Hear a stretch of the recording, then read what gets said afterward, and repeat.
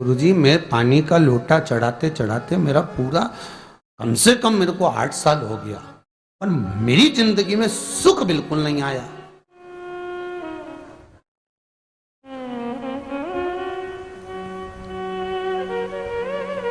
हमने कहा तूने कैसे चढ़ाया, वो भी तो सुने। तो क्या कैसे, क्या स्नान करा और मंदिर जाके लोटा चढ़ाया पानी का। अच्छा, अब मैंने कहा तू चुप रहे। उसके पति, यहीं की इसी ऑफिस की बात है, भवानी मंडी से, उसके पति से पूछा, हाँ जी वर्मा जी सही बताओ, पत्नी लोटा कैसे चढ़ाई। गुरुजी, ना जाने कहाँ के महाराज के चक्कर में पड़ी, लोटा भर के पानी चढ़ाने जाए, नहाने के बाद बच्चा इतना सा रो रहा, चिल्ला रहा, पर उसको टच तक नहीं करे, किसी चीज के नहीं छुए, और बिल्कुल कोरी की कोरी साड़ी पहने, धुली हुई, पहले ही बाथरूम में टांग के धर दे, उसको कोई छू नहीं सकता, टाविल टच नहीं कर सकता, और ऐसी जाके शंकर जी के फिर लोटा चढ़ाए। मंदिर में अगर किसी ने छू लिया तो वापिस आ जाए, नहाए धोए फिर जाए। मैंने कहा बस अब तो तू ऐसी जिंदगी भर चढ़ाती रहे तो भोलेनाथ आएगा ही नहीं।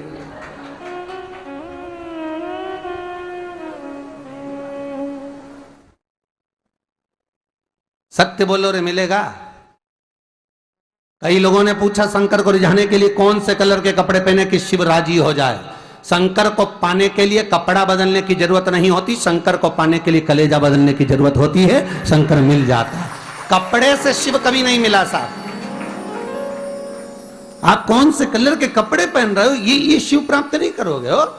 सफेद पहन लिए, लाल पहन लिए, केसर के पहन लिया, उससे शंकर नहीं मिल रहा हो। बहुत सारी रुद्राक्ष की माला धारण कर ली, हाथ में भी खूब सारा रुद्राक्ष पहन लिया, यहां पर भी पहन लिया, कान में भी रुद्राक्ष धारण कर लिया, जटा पे भी रुद्राक्ष लगा लिया, उससे शिव नहीं मिलने वाला हो।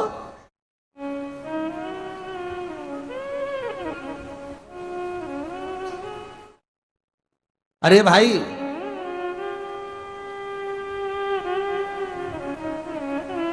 किसके पास में जा रहे हो आप जल चढ़ाने के लिए? जम के बोलिए जरा। शंकर जी के पास। शंकर जी कौन है?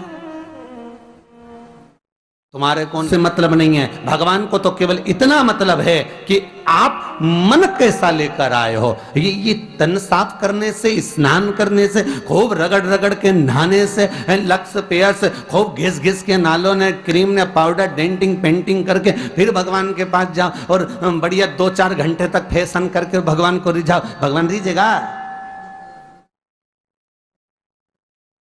अरे गर्ग संहिता में लिखा है कि शंकर को एक बार प्रणाम करने का फल क्या है कि 10 अश्वमेध यज्ञ के स्नान का जो फल होता है वो मात्र शंकर को प्रणाम करने से मिल जाता है।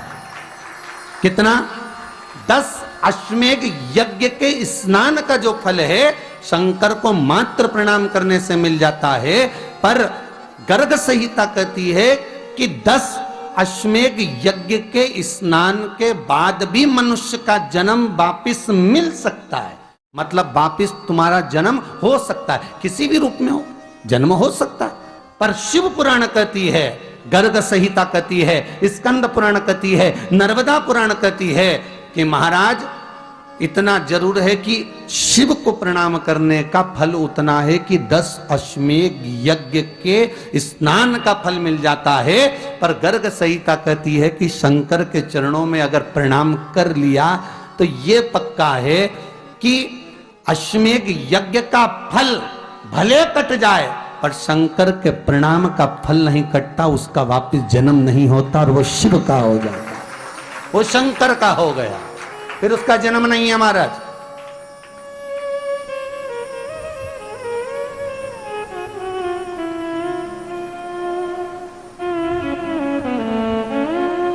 पति से कहा हाथ धो, स्नान कर लो जल्दी से, फिर अपन को चलना है मंदिर। पति बोला नहा लिया एक बार तो दूसरी बार फिर से नहा लो।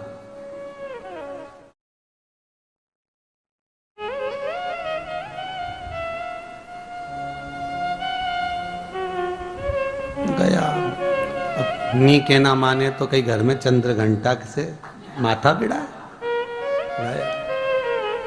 स्नान करा फिर आया। चल पलंग पे काय को बैठ गए?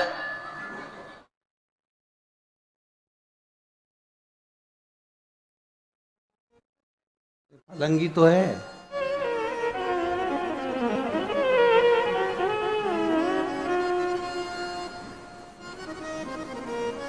फिर से नहा के आओ।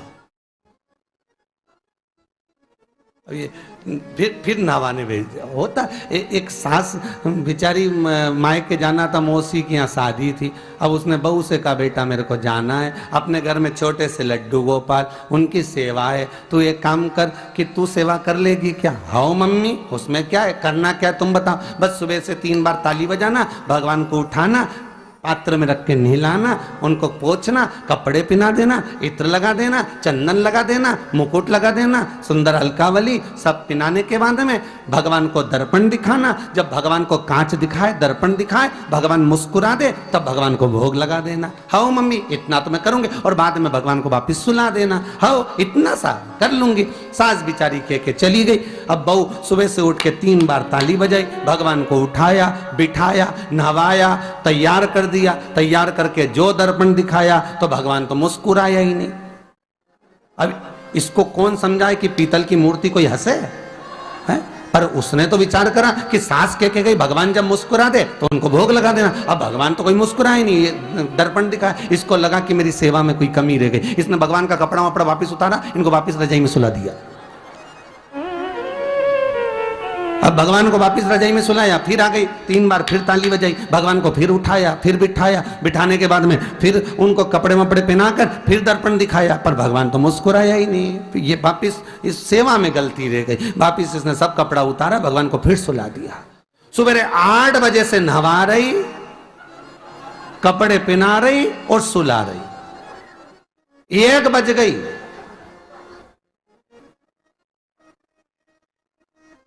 कुछ गलती रह गई होगी अपने सास के गई। अब की बार फिर भगवान को नहवाया।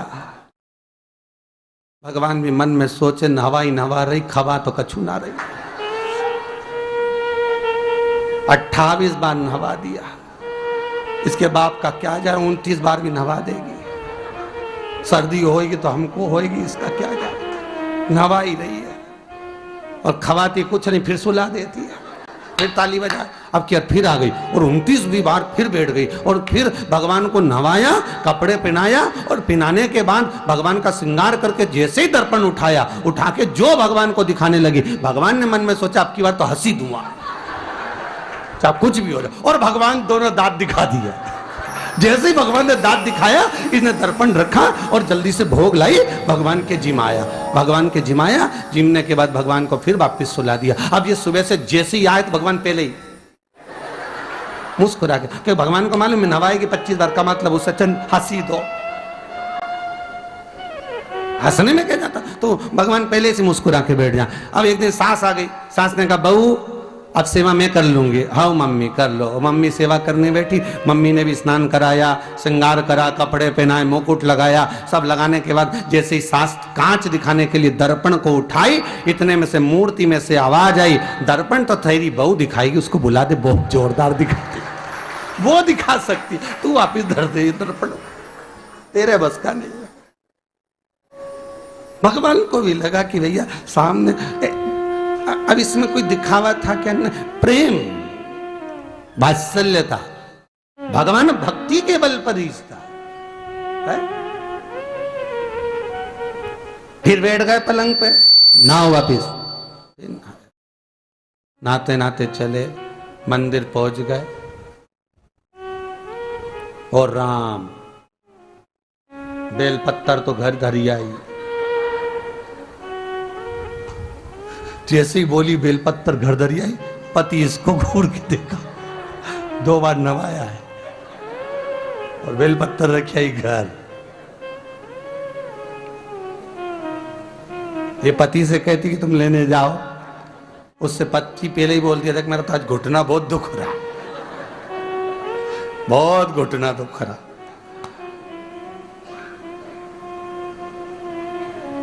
ठीक है, तुम बैठो, मैं आई अभी घर से। अब घर जाते जाते मालूम पड़े फिर कहीं का कोई छुआ गया तो नहाने बैठ गई। फिर आई, इसकी जो पूजन की थाली रखी थी, कोई भगत आया बेचारा, उसने सोचा मंदिर की थाली है, सब चढ़ा चुड़ू के चले गया सब। पति से बोली तुमने अकेले ही पूजन कर ली, मैं तो करा ही नहीं। ये नंदी जहां बैठा उसके पास में बैठा, मैंने हाथ नहीं लगाया। तो ये सामान कौन चढ़ाया, इनकी आई थी, सब चढ़ाया। तो क्या शर्म नहीं आई, बेलपत्तर तो था ही नहीं। तो क्या सियोर वाला महाराज की कथा सुनी थी, शंकर जी पे से उठा लिया, धो के चढ़ा के वो गई, वो चली गई। शिव ये नहीं कह रहा कि तुम वस्तुएं बटोर कर लाओ, शंकर कहता तुम्हारे पास में मिल जाए तो समर्पित कर दो, नहीं मिले धोया, वापिस शिव को चढ़ा दिया, वापिस शंकर को समर्पित कर दिया। शिव स्वीकार करेंगे। 1 महीने तक भी एक बेलपत्र को धोकर शंकर को रोज चढ़ाते रहो तो भी शंकर स्वीकार करेंगे। उसमें भगवान ये नहीं सोचेंगे कि निर्माल्य है, स्वीकार करेंगे।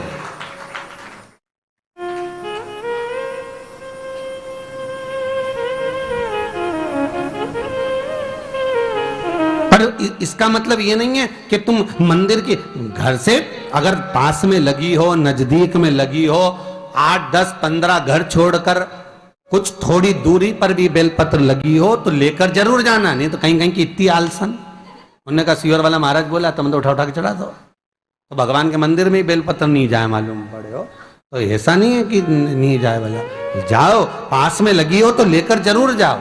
भगवान को समर्पित करने के लिए थोड़ा ना थोड़ा भाव भगवान के द्वार पर जरूर लेकर जाओ।